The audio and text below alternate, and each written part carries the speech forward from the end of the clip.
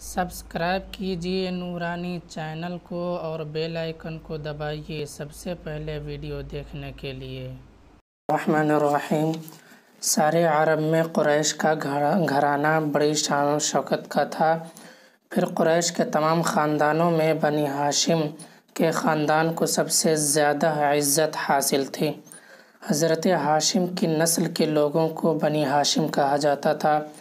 آپ کے والد کا نام حضرت عبد مناف ہے اور آپ کے صاحبزادے حضرت عبد المطلب ہیں، جو اپنے وقت میں مکہ کے بڑے رعب و داب والے تھے۔ عبد المطلب کا دوسرا نام شیبہ ہے۔ ان کے 12 بیٹے تھے، جن میں 5 مشہور یہ ہیں: حضرت عبداللہ رضی اللہ عنہ، حضرت حمزہ رضی اللہ عنہ، حضرت عباس رضی اللہ عنہ، ابو طالب، ابو لہب۔ حضرت عبد المطلب کے تمام بیٹوں میں سب سے زیادہ حسن و جمال والے، بہترین چال چلن والے حضرت عبداللہ تھے، جو ہمارے سرکار پیارے مصطفیٰ صلی اللہ علیہ وسلم کے والد ہیں۔ ہمارے سرکار کی پیدائش سے چند ماہ پہلے آپ کا انتقال ہو گیا تھا۔ حضرت حمزہ رضی اللہ عنہ اور حضرت عباس رضی اللہ عنہ ہمارے سرکار کے صحابیوں میں شامل ہیں، کیونکہ یہ دونوں حضرات ہمارے سرکار پر ایمان لائے اور غلامی اختیار کی۔ چونکہ ابو طالب ہمارے سرکار پر ایمان نہیں لائے تھے، اس لیے ان کا شمار نہ صحابیوں میں ہے نہ مسلمانوں میں، لیکن انہوں نے ہمارے سرکار کی محبت اور حمایت میں کسر باقی نہیں رکھی۔ اپنی زندگی کی آخری سانس تک ہمارے سرکار کی طرفداری کرتے رہے۔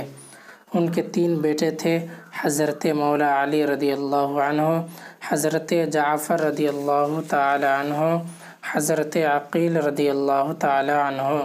یہ تینوں حضرات صحابی ہیں۔ اور رہا ابو لہب، تو اگرچہ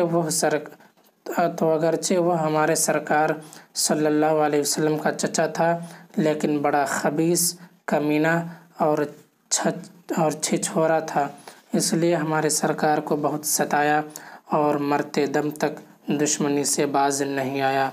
چونکہ پیارے مصطفیٰ صلی اللہ علیہ وسلم اور آپ کے چچا حضرت حمزہ اور حضرت عباس رضی اللہ تعالی عنہما اور آپ کے چچا زاد بھائی حضرت علی، حضرت جعفر، حضرت عقیل رضی اللہ عنہ، یہ سب حضرات خاندان بنی ہاشم میں پیدا ہوئے ہیں، اس لیے ہاشمی کہے جاتے ہیں۔ حضرت ہاشم کے بھائی عبد الشمس کا ایک بیٹا امیہ نام کا ہوا ہے، اس کی نسل کو بنی امیہ کہا جاتا ہے۔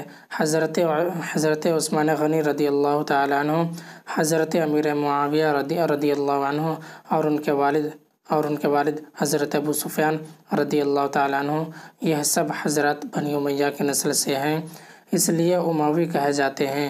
حضرت عثمان رضی اللہ عنہ کے باپ کا نام عفان اور دادا کا نام ابو العاص اور پردادا کا نام امیہ ہے۔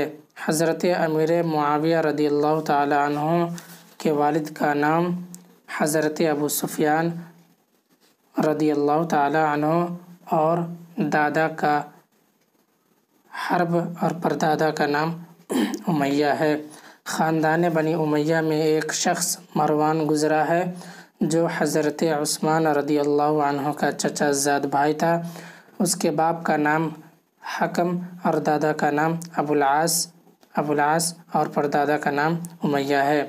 مروان اموی نے سن 64 ہجری میں ایک حکومت قائم کی، جو اس کی نسل کے لوگوں میں سن 133 ہجری تک رہی۔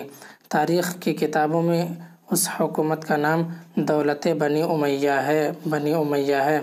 اور حضرت عباس ہاشمی رضی اللہ تعالی عنہ کی نسل میں ایک شخص سفاح ہوا ہے، اس نے بنی امیہ کی سلطنت ختم کر کے اپنی حکومت قائم کی۔ پھر یہ حکومت بنی عباس رضی اللہ تعالی عنہ کی نسل میں سن